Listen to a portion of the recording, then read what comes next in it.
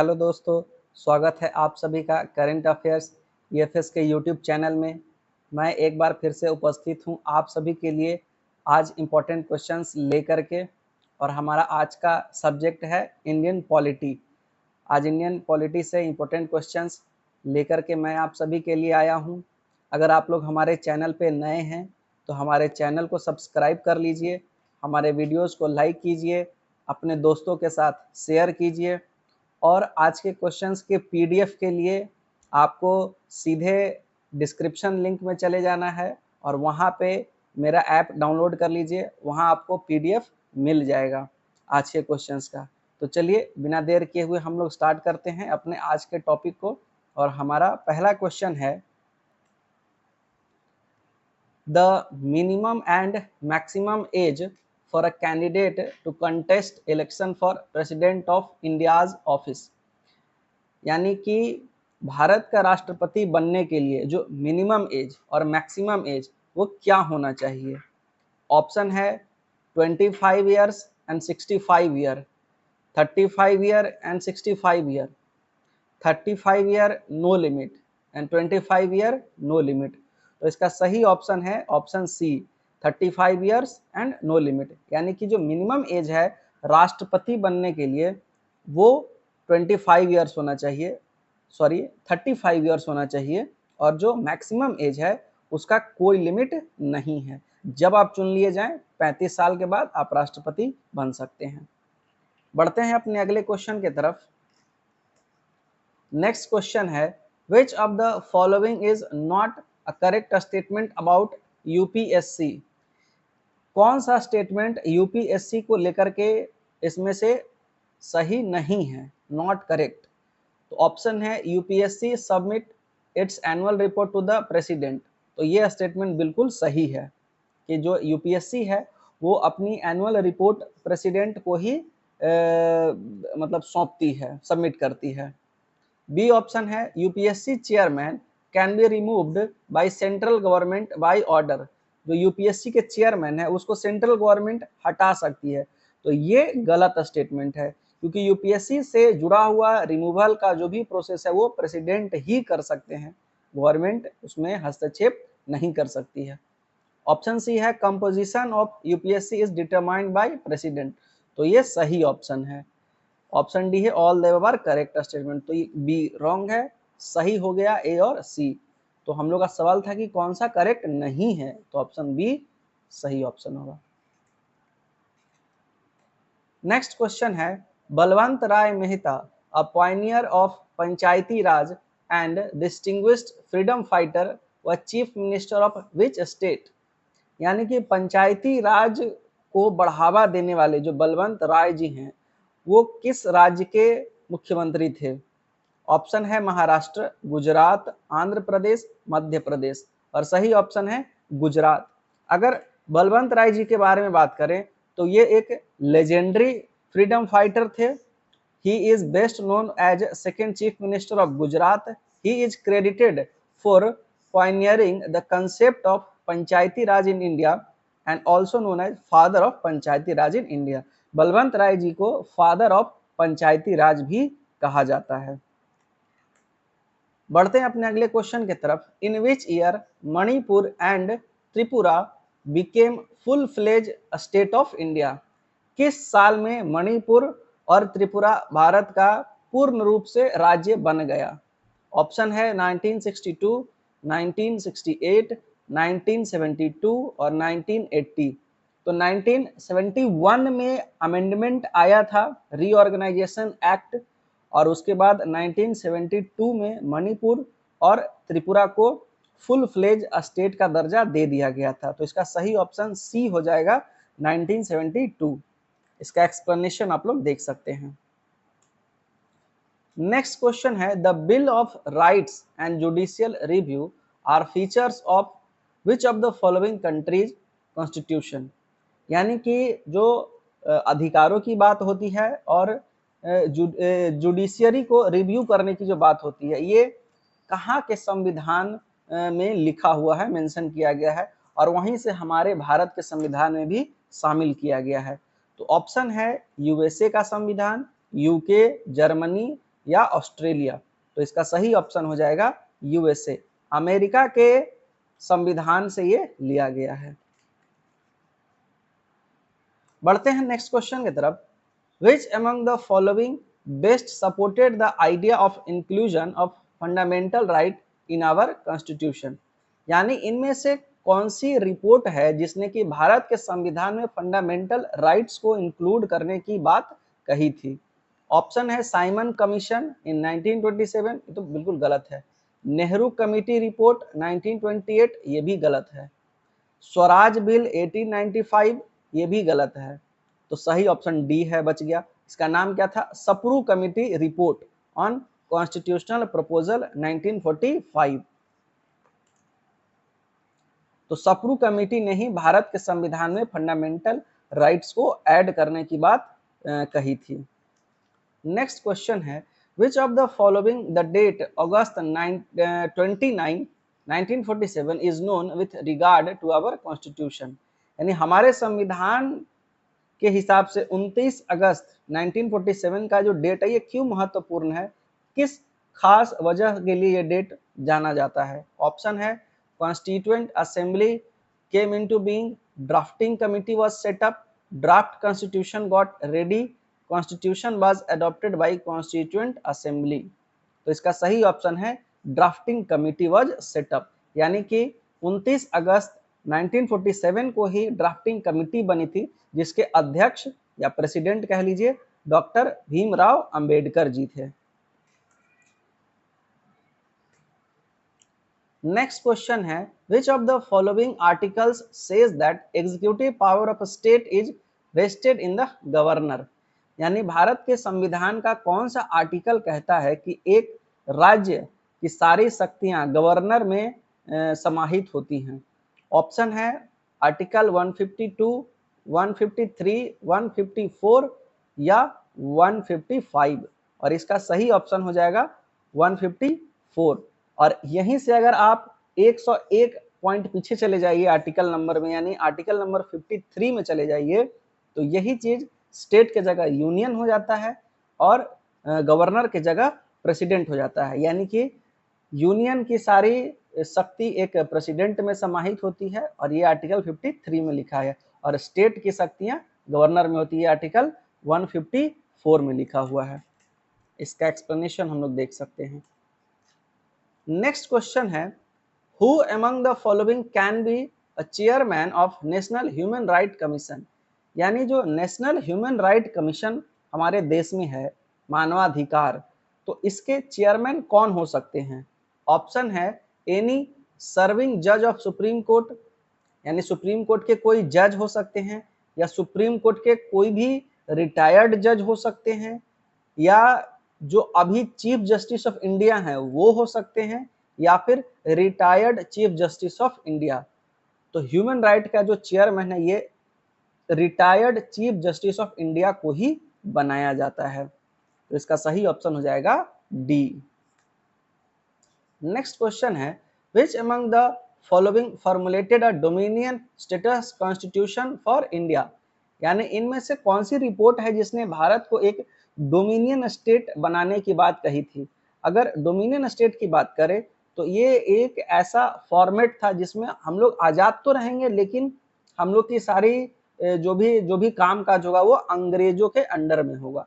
ये था dominion state का मतलब। तो कौन से रिपोर्ट में ऐसा कहा गया था? 14 point of Jinnah, Nehru report, Butler report या साइमन कमीशन रिपोर्ट? तो इसका सही ऑप्शन है नेहरू रिपोर्ट। मोतीलाल नेहरू जी इसके हेड थे और उन्होंने ही ये कमेटी बनाई थी और इसी में डोमिनियन स्टेट की बात कही गई थी। नेक्स्ट क्वेश्चन है, after how many days of India becoming a sovereign democratic Republic the supreme court came into being? यानी भारत में संविधान लागू होने के कितने दिन बाद सुप्रीम कोर्ट बन गया था? ऑप्शन है 2 दिन, 7 दिन, 1 महीना, 1 साल, और इसका सही ऑप्शन है 2 दिन। मात्र 2 दिन के बाद ही सुप्रीम कोर्ट बन गया था, और सुप्रीम कोर्ट कहाँ है? दिल्ली में है। नेक्स्ट क्वेश्चन है, व्हाट डज सेक्युलरिज्म मीन? यानी सेक्युलरिज्म का क्या मतलब है, धर्मनिरपेक्ष होने का क्या अर्थ है, ये क्वेश्चन है।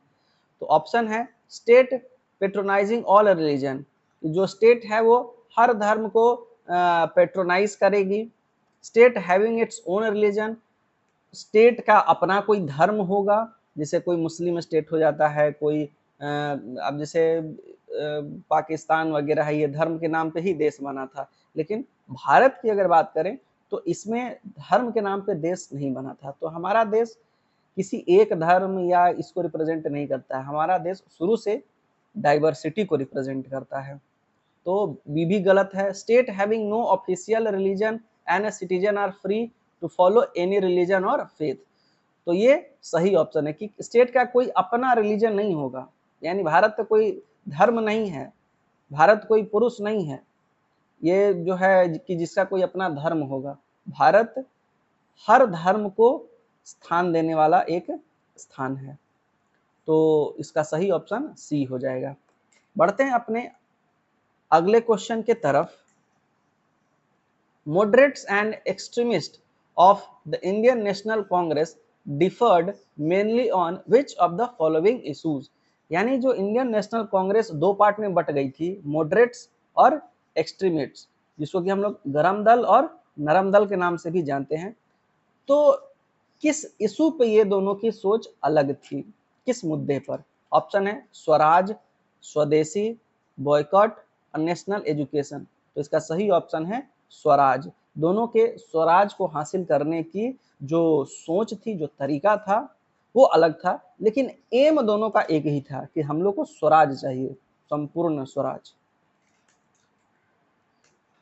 नेक्स्ट क्वेश्चन है, who has been given the power to enforce the fundamental rights by the constitution of India?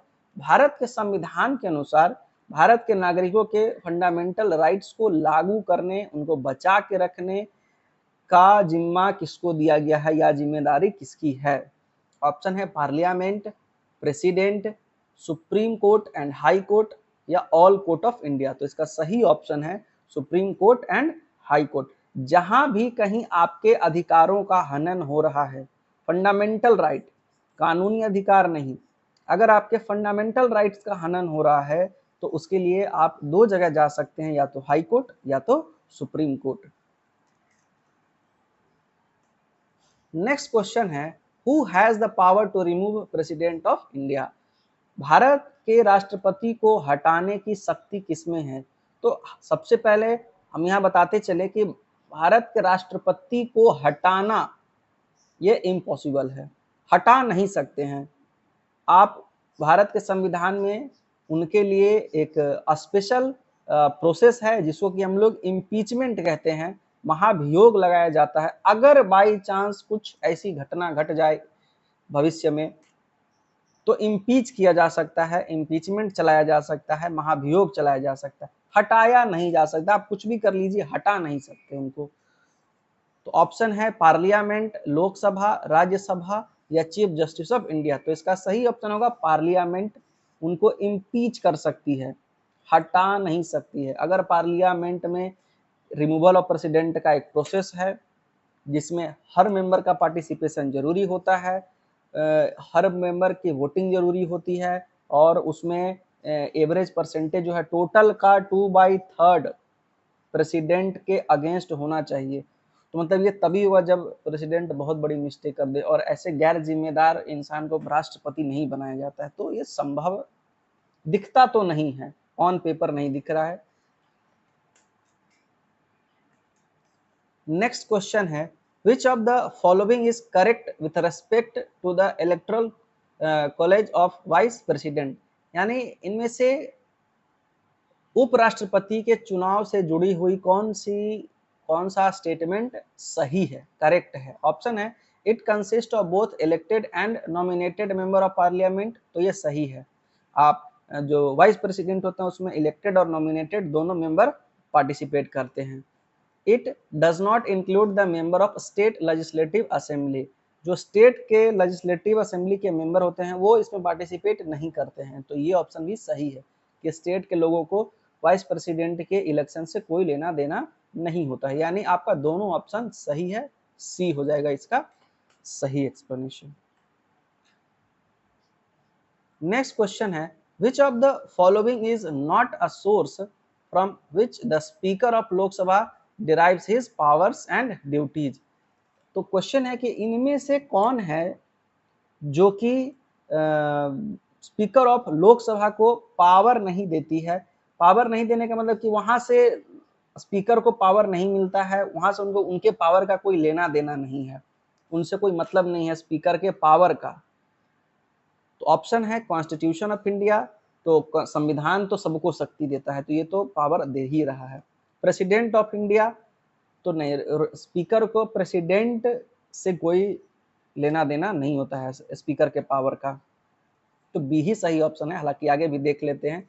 Rules of procedure and conduct of business of Lok Sabha, तो लोकसभा के जो भी रूल हैं वहाँ का जो प्रोसीजर है वो तो पावर देगा ही देगा स्पीकर को। और पार्लियामेंट्री कन्वेंशंस, तो ये ए सी और डी तीनों जो स्पीकर है उनको पावर देते हैं। राष्ट्रपति का स्पीकर से कोई लेना देना नहीं होता है। नेक्स्ट क्वेश्चन है हु अपॉइंट्स द जजेज ऑफ स्टेट हाई कोर्ट, यानी कि राज्यों का जो हाई कोर्ट होता है वहां के जजों की नियुक्ति कौन करता है। तो पहले भी मैं इस पे एक्सप्लेनेशन दे चुका हूं कि जो स्टेट के हाई कोर्ट होते हैं उनके जजों की नियुक्ति राष्ट्रपति करते हैं on the advice of chief justice of India and 2 senior जजेस of supreme court and governor on the advice of chief minister. तो इतने सारे लोगों के एडवाइस पे राष्ट्रपति उनकी नियुक्ति करते हैं, तो सही ऑप्शन हो जाएगा D, president in consultation with chief justice of India and governor of the state.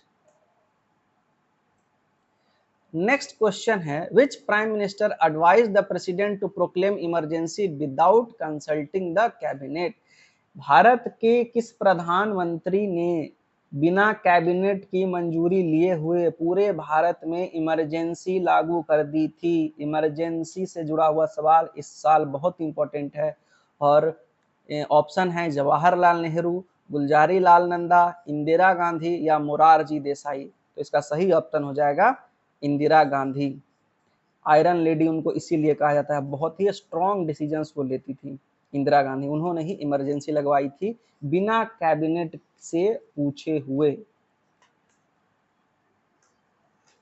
Next question है the concurrent list in the Indian constitution is adopted from the constitution of the following country, यानी हमारे देश में list है subjects के, जिसमें union list है, state list है, कंकरेंट लिस्ट है। और तो जो कंकरेंट लिस्ट है ये किस देश से लिया गया है ये कंसेप्ट। ऑप्शन है यूएसए, कनाडा, जर्मनी या ऑस्ट्रेलिया। तो इसका सही ऑप्शन है ऑस्ट्रेलिया। नेक्स्ट क्वेश्चन है which of the following parts of Indian constitution embodies the idea of welfare state, यानी इनमें से कौन सा जो पार्ट है हमारे संविधान का वो स्टेट्स के वेलफेयर के लिए है, यानी कि राज्य जो भी पब्लिक हैं उनकी भलाई के लिए काम करने वालों के लिए है, उससे जुड़ा हुआ, उससे संबंधित। तो ऑप्शन है fundamental rights, directive principle of state policy या प्रियम्बल ऑफ कॉन्स्टिट्यूशन या पार्ट 7। तो इसका सही ऑप्शन है डीपीएसपी यानी directive principle of state policy. जो डीपीएसपी है वो वेलफेयर के लिए काम करती है, इसमें सरकारें लोगों से वादे करती है, उनमें कुछ पूरे होते हैं कुछ नहीं होते हैं, लेकिन डीपीएसपी बनाया इसीलिए गया था कि सरकार जो भी वादे करे वो उनको पूरा करने का प्रयास करे। नेक्स्ट क्वेश्चन है the tenure of the members of Lok Sabha is for how many year, यानी जो लोकसभा के मेंबर्स होते हैं वो कितने सालों के लिए चुने जाते हैं। बिल्कुल आसान सा जवाब है इसका, 5 सालों के लिए। नेक्स्ट क्वेश्चन है a unitary form of government is that in which all the power are concentrated in the hand of. हम लोग फेडरल फॉर्म ऑफ गवर्नमेंट पढ़ते हैं, यूनिटरी फॉर्म ऑफ गवर्नमेंट पढ़ते हैं। अगर इंडिया की बात करें तो क्वासी फेडरल कहा जाता है यहाँ के गवर्नमेंट को। तो जो यूनिटरी फॉर्म ऑफ गवर्नमेंट है उसमें पावर किसके हाथ में होती है। तो आपको बताते चलें कि जो फेडरल फॉर्म ऑफ गवर्नमेंट है वहाँ स्टेट्स ज़्यादा पावरफुल होते हैं। जो यूनिटरी फॉर्म ऑफ गवर्नमेंट है वहाँ सेंट्रल गवर्नमेंट ज़्यादा पावरफुल होती है। और भारत में जो क्वासी फेडरल है ये सब्जेक्ट का डिवीजन है कि कुछ मुद्दों पे स्टेट पावरफुल है, कुछ मुद्दों पे सेंट्रल गवर्नमेंट पावरफुल है। यानी लोगों को दोनों के ग्रुप दोनों में अलग अलग सब्जेक्ट्स का बंटवारा हो रखा है, लेकिन अगर डिस्प्यूट हुआ तो सेंट्रल गवर्नमेंट ऑटोमेटिकली पावर में आ जाएगी। तो ये क्वासी फेडरल होता है। तो ऑप्शन था हमारा कि जो है किस फॉर्म में यूनिटरी फॉर्म में कौन पावरफुल होता है, तो इसका सही ऑप्शन हो जाएगा सेंट्रल गवर्नमेंट। नेक्स्ट क्वेश्चन है one of the following is the smallest area wise Lok Sabha constituency in India. यानी भारत का सबसे छोटा लोकसभा कॉन्स्टिट्यूएंसी कौन है एरिया वाइज। ऑप्शन है चांदनी चौक, दिल्ली सदर, कोलकाता नॉर्थ वेस्ट या मुंबई साउथ। इसका सही ऑप्शन है चांदनी चौक, सबसे छोटा लोकसभा कॉन्स्टिट्यूएंसी है। तो हमारे आज के इंडियन पॉलिटी के क्वेश्चंस में इतना ही। आगे के क्वेश्चंस के लिए हमारे चैनल पे बने रहिए, हमारे चैनल को सब्सक्राइब कर लीजिए, वीडियोस को लाइक कीजिए, हमारा ऐप डाउनलोड कर लीजिए जहां कि आपको सारे वीडियोस उसके साथ साथ वहां पे आपको पीडीएफ भी लगातार मिलते रहेंगे बीपीएससी के लिए। तो हमारे चैनल को सब्सक्राइब करना, ऐप को डाउनलोड करना ना भूलें। तब तक के लिए आप पढ़ते रहिए, आगे बढ़ते रहिए। धन्यवाद।